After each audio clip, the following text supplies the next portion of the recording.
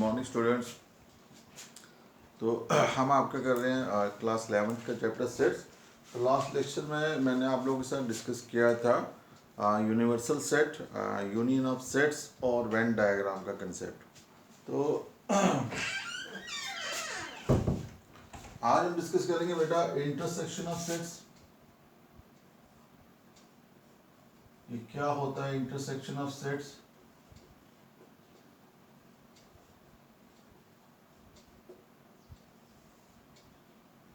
ठीक है बेटा। सो पहले इसको देख लीजिए इंटरसेक्शन ऑफ सेट्स है क्या। सो लेट कर लो A and B two sets. ये हमारे पास कोई दो सेट्स हैं। Then their intersection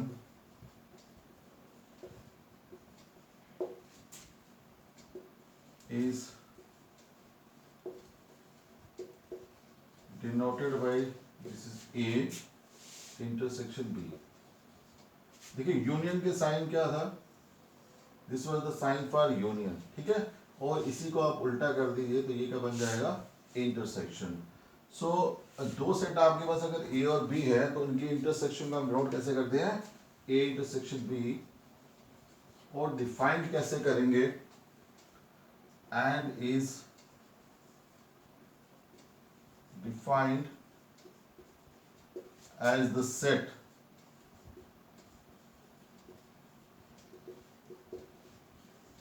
containing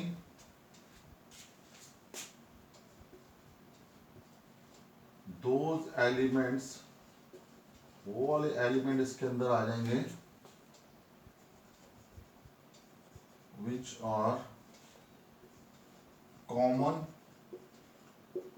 in A and B। ठीक है बेटा। तो A इंटरसेक्शन B अब कैसा सेट हुआ?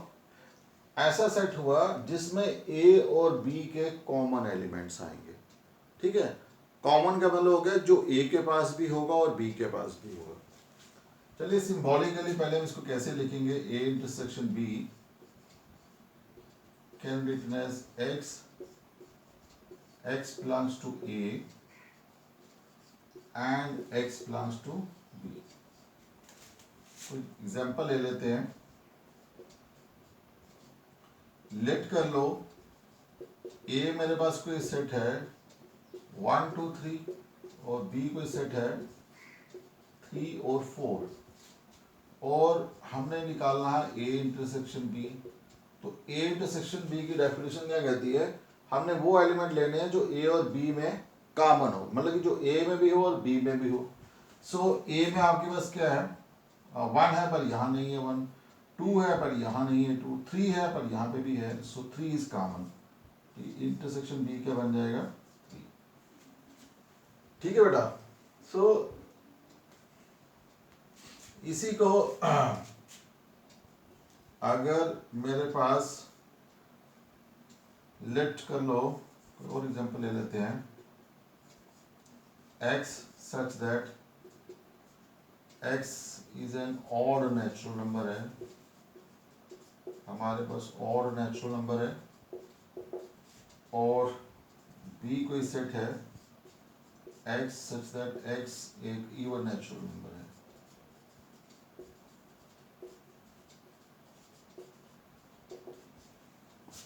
सो एक सेट में ऑड नेचुरल नंबर्स है और एक सेट में हमारे पास इवन नेचुरल नंबर है। आप बताइए A इंटरसेक्शन B मेरा क्या आएगा? क्या उन दोनों में कोई कॉमन होगा? A इंटरसेक्शन B, देखिए ऑड और इवन में कोई भी कॉमन नहीं होगा।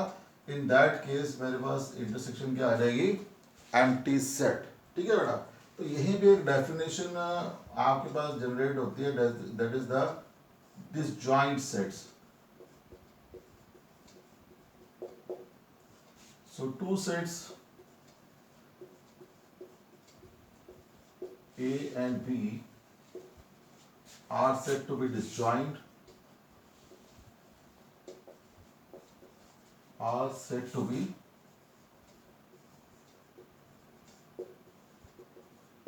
disjoint डिसजॉइंट इफ, अगर उन दोनों की इंटरसेक्शन जो है एक एम्प्टी सेट के बराबर आ जाए तो वो दोनों सेट क्या होंगे, डिसजॉइंट सेट होंगे। चलिए यहाँ पे भी कोई एग्जांपल डाल लेते हैं। लेट, आप ये वाले भी दे सकते हो।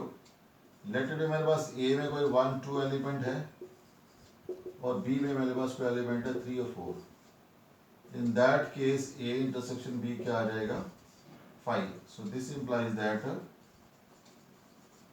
ए एंड बी आर कौन से सेट हो जाएंगे, they are called the disjoint sets. ठीक है, सो डिसजॉइंट सेट के लिए बस एक ही कंडीशन है कि उनकी जो इंटरसेक्शन है वो एंटी सेट होनी चाहिए। सो ये मैं दो सेट्स को लेके चल रहा हूं। लेट इट बी मेरे पास अगर 3 सेट्स हैं तो उस केस में आप कैसे चेक करोगे इंटरसेक्शन को। Let A is equal to मेरे पास 1 2 3 है, बी मेरे पास है 3 4 5, सी मेरे पास है let it be this is 3 4 5 6 7 है। ठीक है बेटा। So now A intersection B intersection C, अब मैंने 3 सेट्स की इंटरसेक्शन लेनी है। तो अगर मैं 3 सेट ले रहा हूं तो मैंने तीनों में देखना है कि कॉमन क्या है। ठीक है बेटा। अब तीनों में आप देखिए कि क्या आपको कॉमन दिख रहा है। क्या 1 है कॉमन, नहीं। 2 है, नहीं। 3, सो 3 is here, so 3 is here and 3 is here. ठीक है। 4 इन दोनों में है लेकिन तीनों में नहीं है।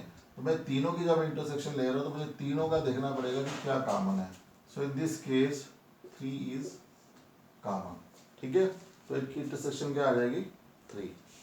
सो अगर वेन डायग्राम है, अगर वेन डायग्राम में देखूं मैं कि वेन डायग्राम में मुझे कैसे इसको रिप्रेजेंट करना है। चलिए पहले मैं ए इंटरसेक्शन बी ले लेता हूं। इसके लिए वेन डायग्राम क्या बन जाएगी, पहले एक रेक्टेंगल शेप यूनिवर्सल सेट बना लीजिए। This is my universal set. ये कोई दो सेट आ गए इसमें ए और बी।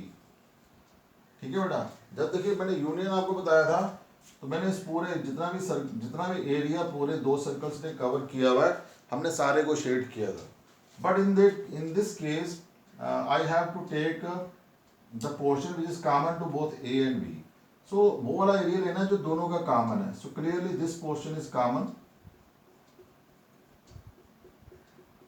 ठीक है, बिकॉज ये जो पार्ट है सर्कल का this is shared by both the sets A and B. So यहां पे जो शेडेड रीजन आएगा this is shaded region is what, A intersection B. और अगर मेरे पास 3 सेट हैं, इसको भी आप थोड़ा ध्यान से देख लीजिएगा, तो 3 सेट्स का क्या बनेगा।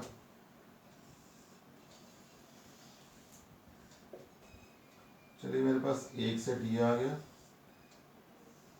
एक सेट ये आ गया और एक सेट, थोड़ा देख लीजिए यार। देखो अगर ये दोनों हैं तो ये वाला कॉमन है, दिस इज द कॉमन। ठीक है। अब मैं तीसरा सर्कल ड्रा कर रहा हूं एक। अब मुझे वो वाला एरिया चाहिए जो तीनों शेयर कर रहे हैं। अब देखो अगर मैं सिर्फ इस एरिया की बात करूं तो ये सिर्फ ए और बी ही शेयर कर रहे हैं इस ऊपर वाले में। यहाँ सी नहीं आ रहा। अगर मैं यहाँ की बात करूं, इस वाले की अगर मैं बात करूं तो यहाँ पे ए और सी आ रहे हैं लेकिन बी नहीं आ रहा। अगर मैं यहाँ की बात करूं तो बी और सी आ रहे हैं लेकिन ए नहीं आ रहा। इसका मतलब ये तीनों जो मैंने डॉट्स लगाए हैं यहाँ पे बेटा, ये जो है जो ऊपर वाला डॉट है वो ए और बी को शेयर कर रहे हैं, जो ये वाला डॉट है वो ए और सी को शेयर कर रहा है, और ये वाला डॉट जो है बी और सी को शेयर कर रहा है। इसका मतलब ये जो कॉमन है दिस पोर्शन, ये वाला जो एरिया होगा this will be shared by all the 3 sets. So in this case जो मेरा शेडेड रीजन होगा वो क्या रिप्रेजेंट करेगा, A intersection B intersection C. ठीक है बेटा। इसी के बीच एक डिसजॉइंट सेट का कंसेप्ट आया था, तो डिसजॉइंट सेट्स के लिए भी आप देख लीजिए, उसकी वेन डायग्राम क्या करती है, for A intersection B is equal to 5, इनमें कुछ भी कॉमन नहीं है। सो आप इसको सिंपली ऐसे रिप्रेजेंट कर सकते हो, बिकॉज टू, ये दोनों अलग अलग सेट्स हैं। So this is my A and this is my B and this is the union set. ठीक है, तो ये क्या आ जाएगा, अगर A intersection B is equal to 5 है, so you can represent this in Venn diagram, इस तरीके से आप इसको रिप्रेजेंट कर सकते हो। ठीक है बेटा। सो इसकी कुछ प्रॉपर्टीज भी हैं या कुछ लॉज मान लीजिए, तो थोड़ा देख लेते हैं।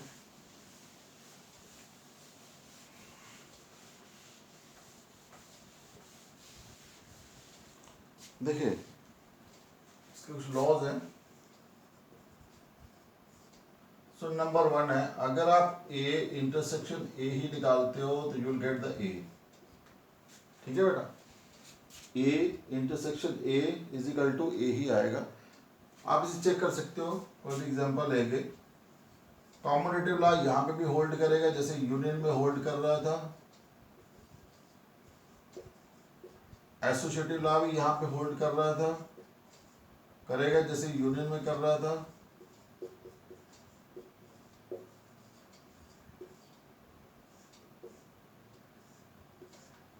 ठीक है बेटा।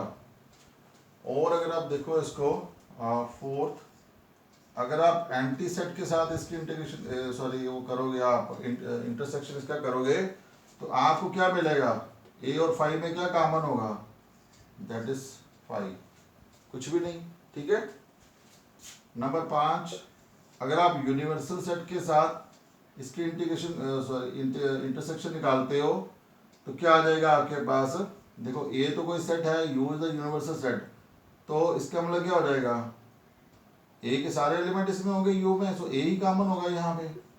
सो this is equal to A. These are the some of the laws. चलिए अब मैं बनाता हूँ कंप्लीमेंट ऑफ ए सेट।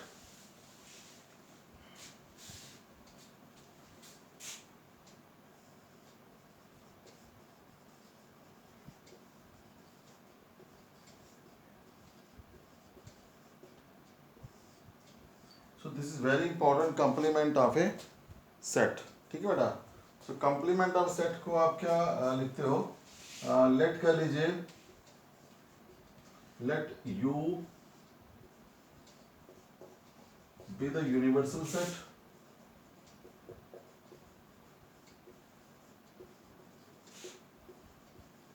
और A जो है वो इसका सबसेट है U का।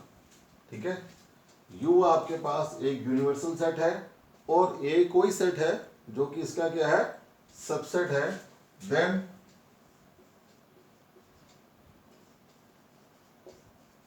then complement of A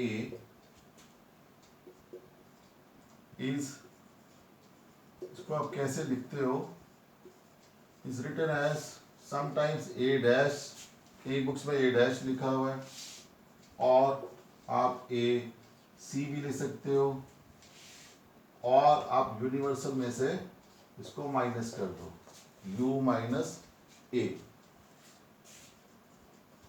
and is defined as the set containing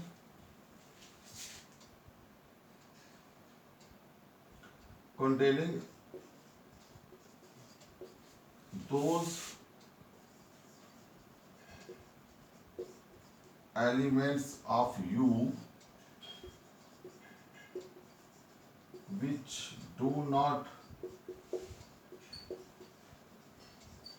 belong to A। बहुत ही इंटरेस्टिंग डेफिनेशन है इसकी। ऐसा सेट, ठीक है, कैसा सेट जिसमें कौन से एलिमेंट आएंगे, सिर्फ U के एलिमेंट आएंगे, लेकिन U के कौन से एलिमेंट आएंगे जो A को बिलोंग नहीं करेंगे। पहले थोड़ा इसको सिंबॉलिकली देख लेते हैं। सो ए डैश या ए कॉम्प्लीमेंट, ठीक है। इसको आप कैसे लिखोगे, यहाँ आप इसको लिख लीजिए, that is u minus A, this can be written as x such that x जो होगा वो u को तो बिलोंग करेगा लेकिन a को बिलोंग नहीं करेगा, क्योंकि इसकी डेफिनेशन यही कहती है कि हमने वो वाले एलिमेंट लेने हैं u के जो a को बिलोंग नहीं करेंगे, ठीक है। चलिए पहले एक एग्जांपल देख लीजिए, फिर आपको और क्लियर हो जाएगा। मान लीजिए a मेरे पास कोई एलिमेंट सेट है, तो मैं यूनिवर्सल सेट लेके फिर उसके कॉम्प्लीमेंट निकलवाता हूँ आपसे। मान लीजिए u मेरे पास है 1 2 3 अप टू 9 तक, ठीक है। सो मैं कुछ इसके सबसेट्स ले लेता हूँ, लेट इट बी 1 2 3, फिर मैं b ले लेता हूँ, लेट इट बी 3 4 5, एक और ले लेते हैं, c ले लेते हैं, हाँ जिसमें आता है लेट इट बी 10 11 12, ठीक है। अब इन सब के कॉम्प्लीमेंट निकालते हैं। चलिए ए कॉम्प्लीमेंट का मतलब क्या हो जाएगा, u में से a को निकाल दो, मतलब वो वाले एलिमेंट हमने u के लेने हैं जो a को बिलोंग नहीं करेंगे। अब a में क्या क्या है 1 2 3, तो यहां से 1 2 3 खत्म कर दो, बाकी क्या बचेगा 4 5 6 7 8 9। तो ये कौन से एलिमेंट है, ये u के एलिमेंट आए हैं इसके अंदर, ठीक है। वो वाले एलिमेंट आए हैं जो a को बिलोंग नहीं करते। सिमिलरली अगर मुझे b कंप्लीमेंट निकालना होता तो u माइनस बी 3 4 5 यहां से निकाल दीजिए, तो क्या बनेगा 1 2 6 7 8 और 9, ठीक है बेटा। अगर मुझे c डैश निकालना है तो u माइनस सी, अब देखिए u में से ये वाले एलिमेंट जो है वो निकाल दो, तो निकाल दिए, ये तो है ही नहीं है कोई इसमें एलिमेंट u में, इसका मतलब क्या होगा कि u के सारे एलिमेंट यहाँ पे आ जाएंगे। सो 1 2 अप टू 9 तक, ठीक है जी। सो डेफिनेशन के हिसाब से क्या आ जाएगा, सारे के सारे किसके आ जाएंगे, u के एलिमेंट आ जाएंगे, c का एक भी नहीं इसके अंदर आएगा। So this is how to find the complement. So इसको वेन डायग्राम में भी समझ लेते हैं कि कॉम्प्लीमेंट को आप कैसे लिखोगे।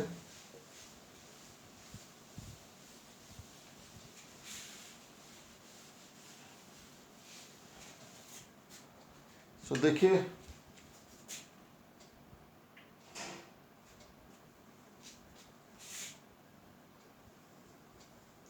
इन वेन डायग्राम,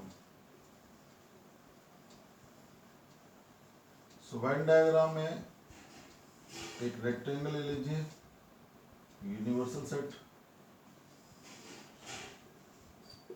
ठीक है जी। यहाँ लिख लीजिए Venn diagram for A complement. A complement के लिए क्या बनेगी Venn diagram, so this is my universal set, ठीक है। तो ए कॉम्प्लीमेंट का मतलब क्या हो जाएगा, u में से मुझे a को निकालना है, तो पहले मैं कोई a सेट ले लेता हूँ इसके अंदर, सो दिस इज माय a, ठीक है। तो इस पूरे u में से इस a को निकाल दो, बाकी जो एरिया बचेगा that will be A complement, ठीक है जी। तो इस एरिया को निकाल दो, तो बाकी जो एरिया बचेगा वो क्या हो जाएगा, this is your A dash. ये जो मैंने शेडेड रीजन शेड किया हुआ है, सो this is shaded region is what A dash. इस तरीके से आप निकाल सकते हो ए डैश, ठीक है जी। सो इसकी भी कुछ प्रॉपर्टीज हैं। सो प्रॉपर्टीज क्या है, नंबर 1, अगर आप कंप्लीमेंट ऑफ कंप्लीमेंट निकालते हो हमारे पास सेट वापस मिल जाएगा, ठीक है। अगर आप कंप्लीमेंट ऑफ कंप्लीमेंट निकालते हो तो we get the same set back. So आप चेक कर सकते हो इसको। देन आपके पास है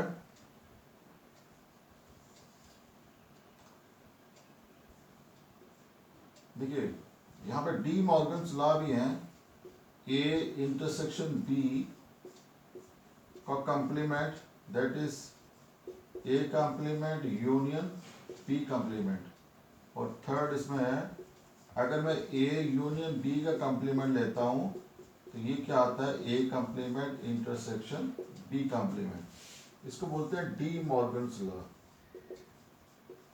ये बेटा मैं नेक्स्ट लेक्चर में आपको ये सारा प्रूव करवाता हूँ। डी मॉर्गन्स लॉ बहुत बार एग्जाम में भी आता है, इसको आप प्रूव करो आप, ठीक है। सो ये हम वेन डायग्राम की मदद से भी इसको प्रूव करेंगे। दूसरा एल्जेब्रिक मेथड भी है इसको प्रूव करने का, तो पहले हम वेन डायग्राम से देखेंगे कैसे इसको प्रूव किया जाता है, ठीक है बेटा। सो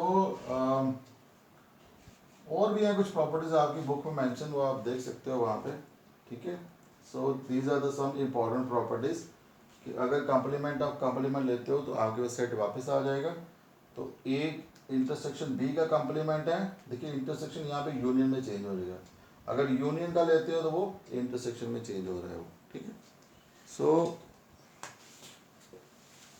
चलिए तो थोड़ा कंसेप्ट पढ़ लेते हैं, फिर क्वेश्चंस करते हैं इसके। Then uh difference of two sets,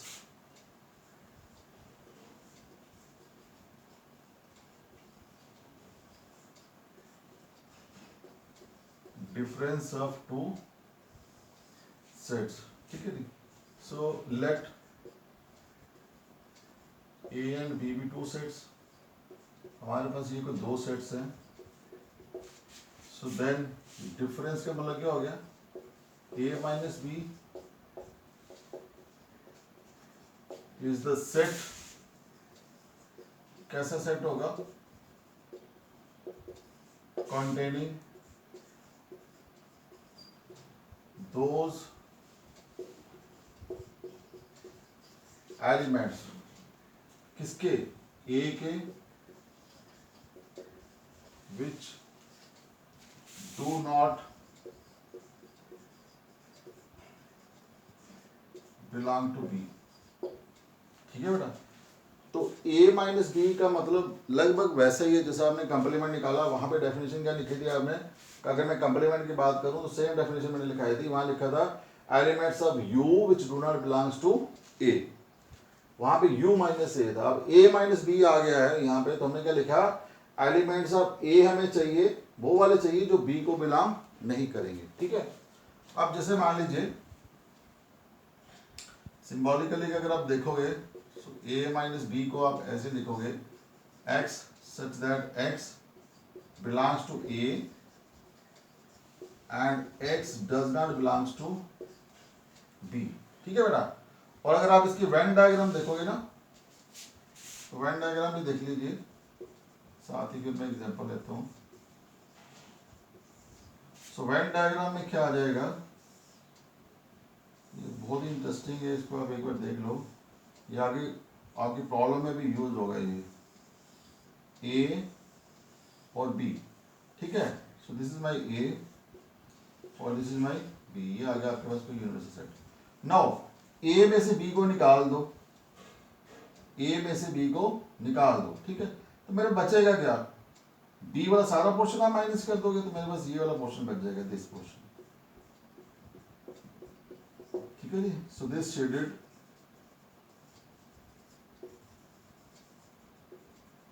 reason क्या आ जाएगा, this is A minus B. चलिए आप कुछ एग्जांपल्स ले लेते हैं।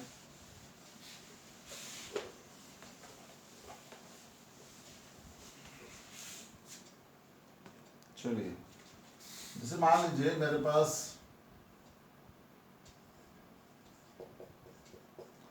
लेट ए कोई सेट है 1 2 3 4 और बी कोई सेट है दिस इज 3 4 5, ठीक है। सो मुझे ए माइनस बी निकालना है, तो डेफिनेशन के हिसाब से क्या आ जाएगा, इस सेट के अंदर आएंगे elements of A which do not belong to B. देखिए आप 1 और 2, क्योंकि 3 बिलोंग कर रहा है इसको और 4 भी इसको बिलोंग कर रहा है, इसलिए 3 और 4 आप छोड़ दीजिए, ओनली 1 और 2 आ जाएंगे, ठीक है जी। तो इस तरीके से आप a माइनस बी को निकाल सकते हो। चलिए एक और एग्जांपल ले लेते हैं। लेट कर लीजिए आपके पास a आपके पास है 1 2 3 4 5 6, ठीक है, और b है 7 8 9। So then a minus B, तो वो वाले एलिमेंट लेने हैं जो b को बिलोंग नहीं करेंगे। सो क्लियरली 7 8 9 आप नहीं लोगे, बट वी टेक 1 2 3 4 5 6, ठीक है बेटा। तो इस तरीके से आप निकाल सकते हो a माइनस बी। तो इस वीडियो में बेटा आपने क्या देखा, हमने स्टडी किया इंटरसेक्शन ऑफ सेट्स और उनको आप कैसे वेन डायग्राम में रिप्रेजेंट करते हो, कॉम्प्लीमेंट ऑफ सेट आपने स्टडी किया, और साथ में देखा आपने डिफरेंस ऑफ दो सेट्स आप कैसे निकाल। आपके एक्सेल में बहुत सारी ऐसी प्रॉब्लम्स हैं छोटी छोटी, लेकिन तरीका यही है निकालने का, ठीक है। आप वहाँ से कोई प्रॉब्लम लो, उसको प्रैक्टिस करो, बट कंसेप्ट इज दिस। सो अब मैं नेक्स्ट वीडियो में आपसे डिस्कस करूँगा एक तो डी मॉर्गन्स लॉ, ठीक है, और वेन डायग्राम में कुछ और चीज़ें हम रिप्रेजेंट करेंगे, देखेंगे कैसे हम उसको रिप्रेजेंट करते हैं, ठीक है बेटा। सो तब तक आप इसको स्टडी कीजिए।